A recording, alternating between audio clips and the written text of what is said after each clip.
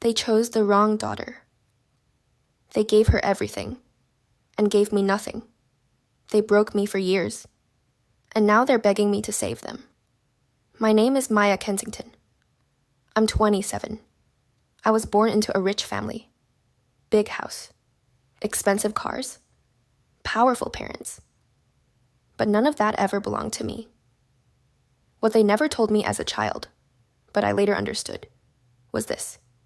I was born when my parents were poor, when my father had nothing, when my mother was struggling, when their life was full of stress, failure, and shame. I reminded them of the life they wanted to forget. Then my sister was born.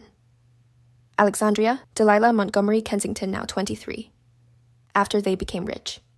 She reminded them of success, so they loved her and punished me for existing. From the day Alexandria Delilah was born, I stopped being a daughter and became a scapegoat. If she cried, it was my fault. If she failed, it was my fault. If she broke something, it was my fault. Once, when I was 12, she pushed me down the stairs during a fight. I lay on the floor, bleeding, shaking. My mother didn't run to me. She slapped me. "Why did you provoke your sister?" That was the day I learned something. Pain was allowed in this house, as long as it was mine.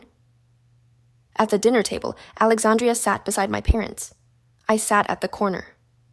If I spoke, they said, "Stop interrupting." If I laughed, they said, "You're too loud." If I cried, they said, "You're too dramatic." But if Alexandria cried, the whole house stopped breathing. When it was time for college, I got into a good business school. I was excited. I was hopeful. My father looked at the letter and said, "Why waste money on her? She'll get married anyway." Alexandria, meanwhile, was sent abroad. No questions asked. I stayed. I studied locally. I worked part-time. And at night, I started my online business secretly, packing orders, replying to customers, fixing mistakes, alone in my small room. When my family found out, they laughed. "Online business?" my father mocked. "A hobby, not a career," my mother said. Alexandria smirked. "You'll always depend on us." I smiled.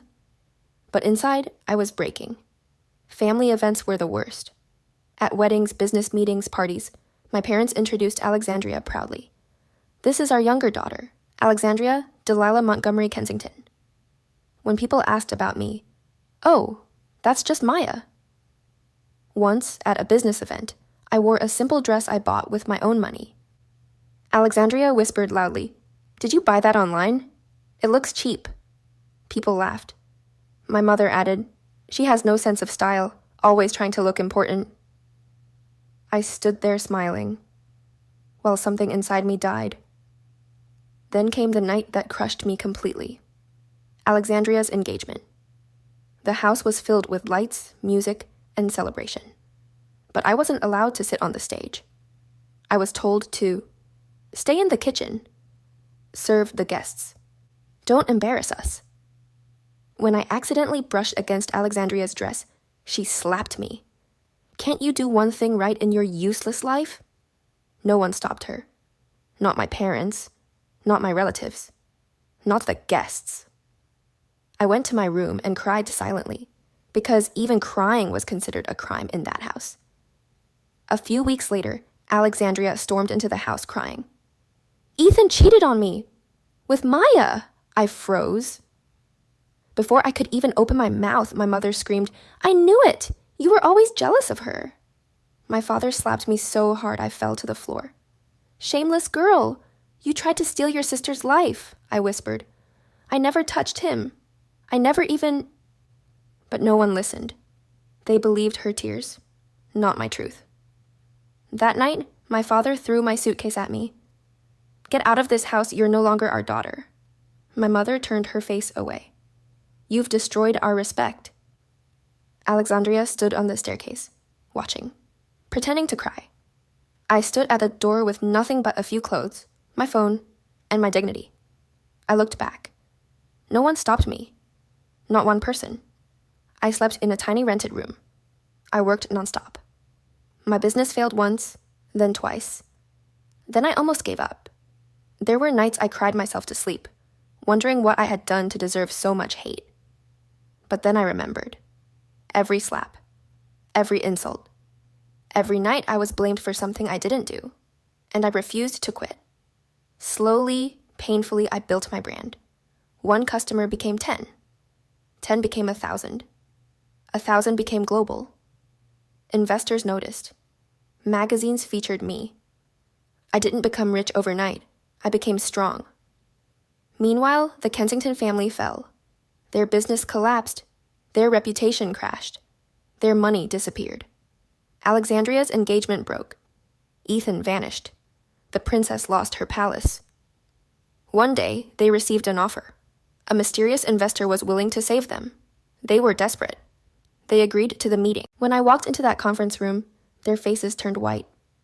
My mother whispered, "Maya." My father stood up slowly. "You're alive?" I smiled. "Yes. And I own the company that can either destroy you or save you." Then I said the words that had lived in my heart for years. I never touched Ethan. In fact, he loved me first. Alexandria froze. I continued. She found out. She threatened him. She manipulated him. She forced him into an engagement, not for love, but to win. Then I played the recordings, showed the messages, displayed the bank transfers she used to ruin my reputation. Alexandria fell to her knees. "I was scared you'd become better than me," she screamed. My parents stared at her in horror. Their golden child was their greatest mistake. My father rushed to me. "Please forgive us, save our company." I looked at him. "You slapped me without proof. You threw me out without listening. You destroyed your own daughter." The room was silent. "I will buy your company," I said. Relief flooded their faces. "But I will own it, control it, and fire everyone involved in ruining my life. Starting with Alexandria Delilah Montgomery Kensington." Alexandria cried, "You can't do this. I'm your sister." I leaned close and whispered, "You threw me out when I had nothing. Now, I'll leave you with nothing, while I walk away with everything." I signed the deal. The family that once rejected me now bowed before me. Alexandria was left broke. My parents were left ashamed. And the house that once threw me out now belonged to me.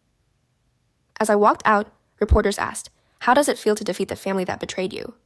I smiled. "It doesn't feel like revenge. It feels like justice."